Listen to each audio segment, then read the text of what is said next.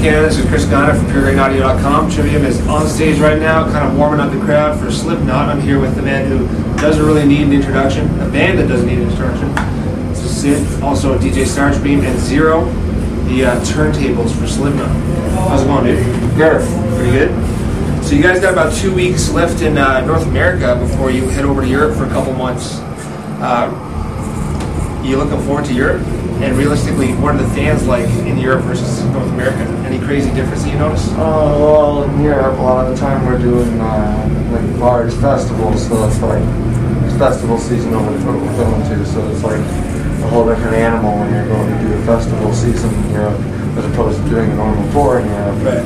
So there's going to be thousands upon thousands and thousands of seas of insect people crawling over each other at the shows. So you can't really compare, I guess, this type of tour with what you're going to be doing there. Totally different. Yeah. Cool. Are there any? You guys have toured like all over tons of times. Are there any things in Europe that you dig specifically that you're looking forward to doing? I have family there in England, so I can see my family that I look forward to. Nice. In early July, you guys are going to be playing about 3 shows with Metallica. You guys actually played with them before, and yeah. You have played with them before? Yeah. So is that something that you're looking forward to as well? Yeah, it's always cool to see the guys. Did the bands get along pretty well? Oh yeah. Sick.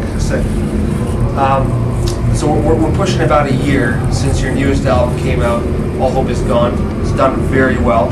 How do you feel about it in the year that's passed? And are fans still reacting just as strongly now as they were when it first came out? Yeah, I think the fans always react strongly anytime we go out on tour, whether it's, when we released it or for a long time after or whatever. It's just, I'm just looking forward to making another one. I think what I'm looking forward to. Cool. Some bands when they're on tour, I guess a lot of bands when they're on tour kind of work together to develop new material and start writing new songs. Is it totally different for you guys because you have 9 in the band? Do you kind of all work individually and then come together after the fact? I don't know, it depends. When we're on tour, we kind of just concentrate on touring, and do that.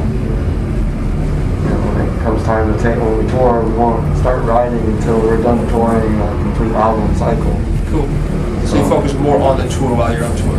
Right, touring until we're done with that album cycle, and then when we get ready to write the new album, that's when we stop touring. Cool. Hibernate and disappear. Makes sense. With this new record, when it debuted, you guys also seem to debut new costumes and new masks. How did the idea come about? Is this something you've done for every record, or was this just totally new? I don't know. I always like to change it for myself because it's always good to evolve. Yeah. Everyone's kind of welcome to do what they want, but everyone seems to evolve together in some way, shape, or form. Cool. That's actually kind of my next question is, with the costumes, do you guys do them as a group, or are the masks more left up to a total personality?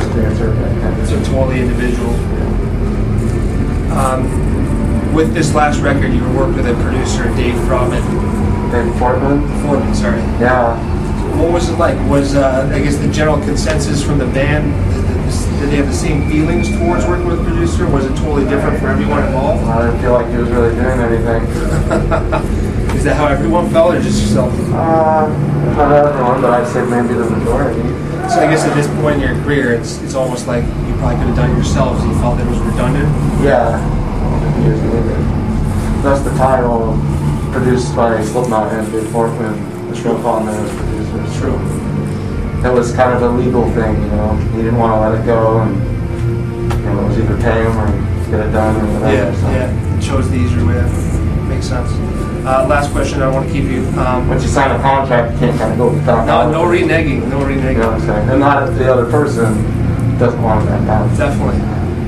With this record, a lot of the press has been saying that you guys chose to do your heaviest record ever and also your most experimental at the same time.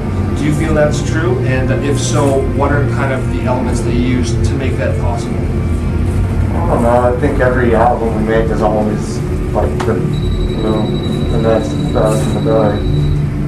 So I'm not really sure if there's a way to make yourself do that. It just kind of happens, Go in there with it. If you're evolving, then you can't do nothing but gain knowledge, gain information, figure out different techniques and ways of doing things. Cool. Adding into what you know already. And so I guess the next year or so, you're just going to be continuing to tour off this record, and then eventually go back to the hibernation and writing, like you said before. Yeah, pretty much. Everyone kind of takes a break and does their own thing for a while, and then when we all get bored of doing that, we just kind of get back together. Thanks for your time, man. Appreciate it. A band that needs no introduction, like I said before. You got to check them out on tour. They're going to be touring all summer long. I highly recommend it. Peace.